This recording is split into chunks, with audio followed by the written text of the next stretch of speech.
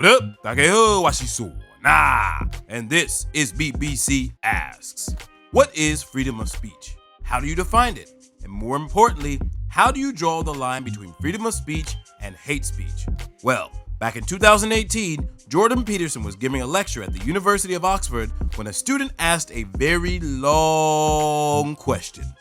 I just want to first thank your comments on things like political correctness and the obsession of certain elements of the left on campuses to screen out discourse, because I genuinely think that is an issue and problem in status quo. But following on from that, I just want to pick your thoughts on what you say about freedom of speech and discussions in general, right? Because you basically flagged that, I think, in your answers just then, that freedom of speech has an instrumental purpose. It's there to help us find truth, to identify the correctness or the logos against the possible consequence of blood and death.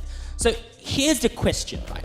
If I, as an individual, am affected by discourse in a way that doesn't cause physical violence, but makes me feel so deeply uncomfortable that I don't belong to society or this community, or when I say something, I'm ridiculed because of my race, the way I talk, or my gender, or the way I behave, then surely that means that my valuable insight to contribute towards logos, towards the pursuit of truth, is shut out by other people's more vociferous speech and more dominant speech. And this is what we see in cases of campuses, whether it be from the right or the left, of people using very violent and loud language to drown out dissent, to drown out those who oppose them on campuses, in society and whatnot. From Donald Trump to people in Swarthmore, we've seen this happen. So wouldn't you say that the attempt to claw back or the right of freedom of speech isn't so far absolute as instrumental? And based on that, therefore, there are some cases where freedom of speech of some individuals can be curtailed if we want to get the better appreciation of the logos and a better inclusion of more voices that are currently being shut out as a result of the extremity and radicalism of those select few. Wouldn't you say that's the case? Thank you. Wow, my man spent more than a minute to get all of that out. We all know that in today's climate, things are becoming more and more complicated and sophisticated. Let's see how JP addresses the student's question. Well, there's a very simple answer to that, which is yes, but I'll elaborate. I mean, the first thing is, I'm not an admirer of hate speech laws, but that doesn't mean that I'm naive enough to think that there's no such thing as hate speech. So obviously, if you've ever been involved in an extremely serious argument, you know perfectly well that there's such a thing as hate speech, because you've probably uttered some. So there's also no doubt that there are forms of speech that are utterly reprehensible, and some of those are actually already punished by law. You can't incite to violence, you can't libel someone, right? So we have some restrictions already on what's acceptable discourse. Whether it's the case, typically speaking, that some people have more privileged access to free speech than others, well, that's obviously the case. I mean, that's part of power.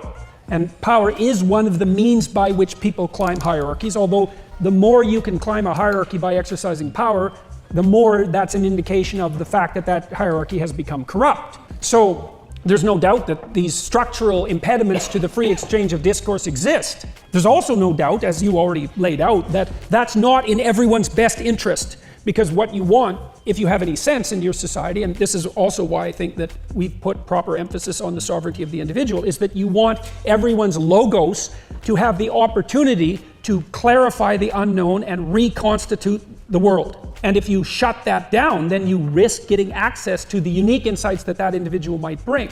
Okay, so I agree with your diagnosis completely. And I think that even in the West, to ignore the fact that many of our hierarchies tilt towards tyranny and that prejudice still exists in multiple forms is a mistake, although it's only one factor among many and shouldn't be identified as the primary causal determinant of each individual's life. I think that's a dreadful error. The question is, what do you do about it? And the devil's in the details. And as I said already, I'm not an admirer, for example, of hate speech laws, even though there's plenty of hateful speech, because I think the best thing to do is to leave free speech alone as much as you possibly can. Not because that will result in the perfect conditions for free speech, but because anything else that you're likely to do is going to make it worse rather than better. So Peterson's perspective is to have as little involvement in adjusting or legislating free speech as possible. What do you guys think? Is that applicable in Taiwan? Now, in this final bit, the student is going to zero in on the current trend of hate speech laws and the implications of it.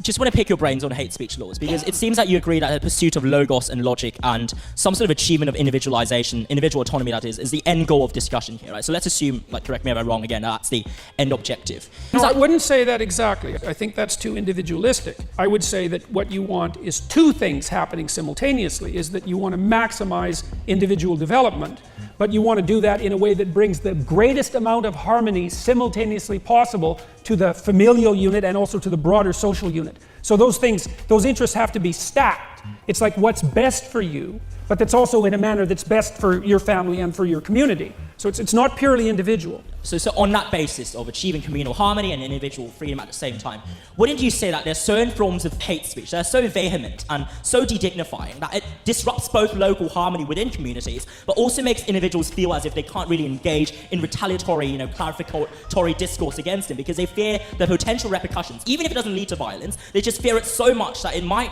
irrationally or rationally even. It happens all the time. In fact, it's the standard situation. If you look across the world, most societies don't do a good job of either promoting or allowing free speech. I don't know how we ever managed it.